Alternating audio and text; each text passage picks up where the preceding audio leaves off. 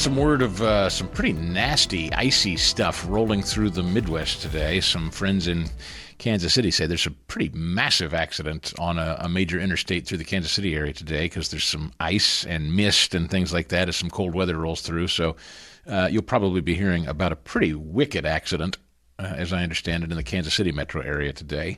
So, yeah, do take care out there. You know, this is that time of year where you just get a little bit of mist, just a little bit of something out there on the roadways, and when it's cold like this, you don't see it. That black ice stuff, that's for real. So keep a watch on that. Our telephone number is 855-STIGAL, 855-784-4255. You know, over on X, someone said to me, who was this? Let me give them proper attribution because it was a great, great point. And I could just steal it, but I'm not that kind of host. I like to give credit where credit is due. And it was Brad, who said, leftists complaining that Elon Musk wasn't elected fail to notice that neither are the bureaucrats he's examining. Typical, inconsistent, progressive logic. Exactly right, Brad. That's the perfect transition to our friend Congressman Dan Meuser of Pennsylvania's 9th Congressional District. We're well represented in Pennsylvania, I will tell you. We talked with Scott Perry this week. Dan Meuser, another great friend of the show. He is the chair of the Small Business Subcommittee on Economic Growth, Tax, and Capital Access. He's also a member of the DOGE Caucus in the House and joins us today. Congressman Meuser, it is a great pleasure to have you on the show. Good morning. Chris, great to be with you. Good morning to you. I think the individual on X, Brad, was exactly right. Elon Musk is not interested in doing anything but rooting out the waste, fraud, and abuse by people we didn't elect to spend our money. Isn't that right? Yeah, 100% right. Look, Elon Musk sees the United States, Inc., if you will, as a organization, the greatest perhaps country ever in the world, on significant decline. And you know what? Frankly, perhaps even more serious of a matter than our border or all the other messes that the Biden administration got us into is the level of debt and the service on the debt that we have. And a guy like Elon Musk thinks out of the box, as does President Trump. They put together DOGE, Department of Government Efficiency. That's in most ways that's a redundant because government is not efficient, and that's the whole idea here, to turn that around. And he's going to look. The president's given him authorization.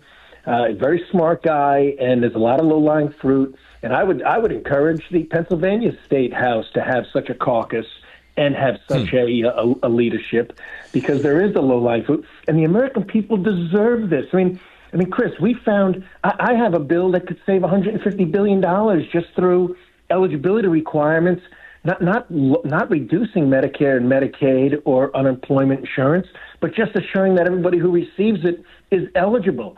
In the latest, this USAID thing, I mean, what a embarrassment, what a nightmare, what an insult to the American people that they were taking $40 billion of the American taxpayer money and utilizing it in the way they have.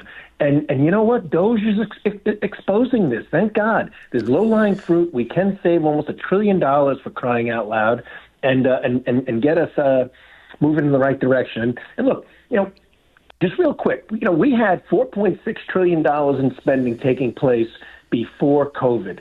Granted, we shut down the government, we shut down our economy, which we certainly shouldn't have done, but we did. We cost ourselves $4 trillion, but we pumped $4 trillion of taxpayer money and debt into the economy.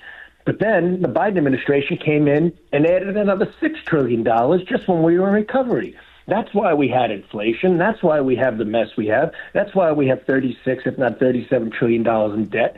And our service on our debt is exceeding $1 trillion this year. Congressman, I'd like to ask you about something I read today, shared it earlier in the show, that the guys over in the Senate are preparing to tell Trump not to try the one big, beautiful bill approach that maybe Johnson and maybe some of you, I don't know, I don't want to speak for you, on the House side would like to try. That is the tax cuts and everything rolled into an administrative bill at once, that the guys over in the Senate are saying, we have the rest of the year to deal with tax cuts. Right now, let's focus on some legislative priorities and do two different bills. Do you have a position on that? And what do you know about what they're doing in the Senate? You know what, I'll tell you, John Thune is a spectacular guy. I'm very glad he's there in the majority. Thank God, and I mean this, thank God. Chuck Schumer is not, because Chuck Schumer is such a detriment, such a destructive person for in any part of leadership, or certainly for our country. And let's face it, everything the Democrats have done over the last 4 years have eroded American strength in every way imaginable. Nevertheless, I don't understand why, frankly, we can't walk and chew gum at the same time. Okay. I was in business long enough. I've been here 6 years now, and I'm getting real tired of this nonsense of what we can't do. Put the bill together. If it has to be done in two different votes, so be it, but get it done. As far as I'm concerned, the tax bill is 97% complete. I don't know what they're afraid of. The other bills are the border and energy and everything else are pretty well complete. Let's go. And what do you imagine? I mean, could you you're a little closer to it than we are, obviously. Yeah. What do you imagine guys like Barrasso and Graham are lobbying Trump to not deal with the tax issue right now and just break it apart in two bills? What do you think the motivation is there exactly, or could you say? I don't know. I hope it's not political. And Barrasso's a great person too. So he wouldn't be political. Maybe he's looking after others. There's no reason for it. Look, if we let the tax bill flounder, and the longer it takes, it'll flounder. It will be a legitimate $4 trillion increase on the American business, American families, straight across, and it'll be like putting a bucket of water on a simmering fire. We need that fire to grow, not to be put out. These tax cuts need to go into effect. The president wants the no tax on tips. He wants no tax on Social Security. He's very serious about it. And he wants no tax on overtime. There's no reason we can't figure these things out. And then the other matters. Congressman, could I, sorry to interrupt you, Dan Meuser's with us. He represents the 9th Congressional District of Pennsylvania. How close are you to a bill, the no tax on tips and the other things you just mentioned? Has that been crafted in the House already? Sure, it's being crafted. And again, it's not that difficult. Look, start small. Just make it simply for where it was originally intended, for waiters and waitresses in the service industry. Set that up. Put a limit on it. It can't be more than whatever, maybe a couple of $1,000s a year, a cap. Yeah, look, these things just are not that difficult. But, when you get 435 people like we have, and every single one of them looks at themselves as a CEO and needs to make their voice heard, that's when you run into problems. But just to be clear, if I could press on this, I just want to be clear. Is Mike Johnson kind of where you are as Speaker of the House? Is he trying to get all of this wrapped into one big, beautiful bill? And if so, is he at odds with the position the Senate is taking right now, and how do you think that shakes out? He's not in odds. I mean, look, I feel the same way. If it's one bill, if it's two bills, let's just do it. Let's see if we can combine it. And if we can, done, there shouldn't be a problem, because there shouldn't be any red lines. I mean, if you agree with 90% of something, if not 95%, and have some disagreements with 5% of it, I think that's a favorable situation. You got some in the House and the Senate that like making good the enemy of perfect. Stop already. We need to move forward. We have an opportunity here. We have Trump in the White House. He has a plan. It's our job to execute the plan as long as it's in line with strengthening our national security, strengthening our economy, and bringing common sense and sanity to our society. You've spent some time with Donald Trump, I know. Certainly Mike Johnson has, John Thune has. I'm really curious if you have a read on where he'd come down if there seems to be disagreement on one bill versus two bills. What are you hearing from him? And if, in fact, the Senate guys are lobbying him, let's deal with these separately, do you think he'll go for that? Or do you think he really wants the hard line, let's push for all of it right now? Yeah, I can't completely speak for President Trump, but I have heard him speak both privately and publicly about this. And in the end, he wants results. He's got a business mind, but a very patriotic business mind. So he wants what's best for America, real simple. But then let's do the negotiations and do what we need to do, but on a timely basis.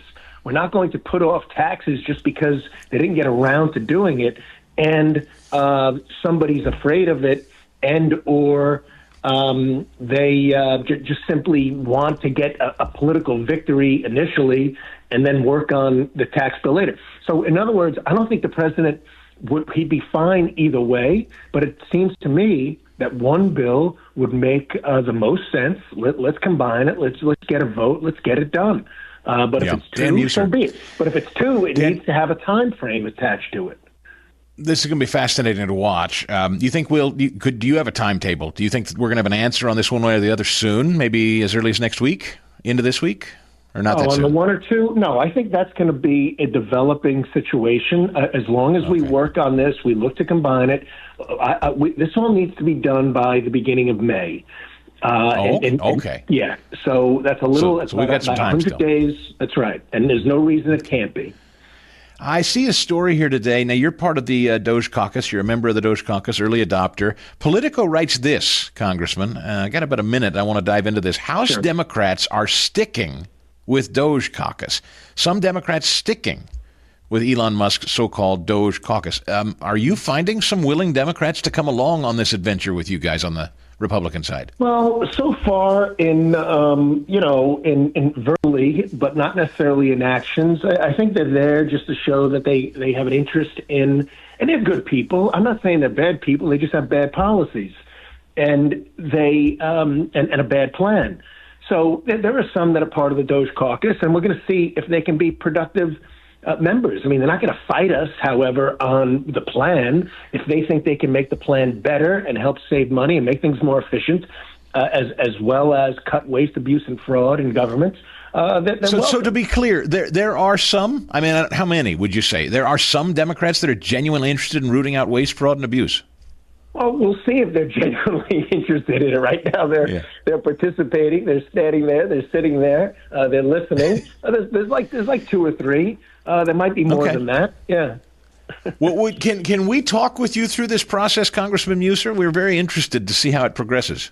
Absolutely. There's so much to talk about. You know, the tariff situation, what's all the great things being done by the Trump administration and Congress backing him. We'll be codifying these executive orders that he's doing, the ones that are along the way. Yeah. So a lot to talk about. I'd be happy to talk to you as often as you like, Chris. Dan Meuser is the 9th Congressional District Representative in Congress of Pennsylvania. Thank you, Congressman Meuser. Appreciate your time. We'll have you back very, very soon.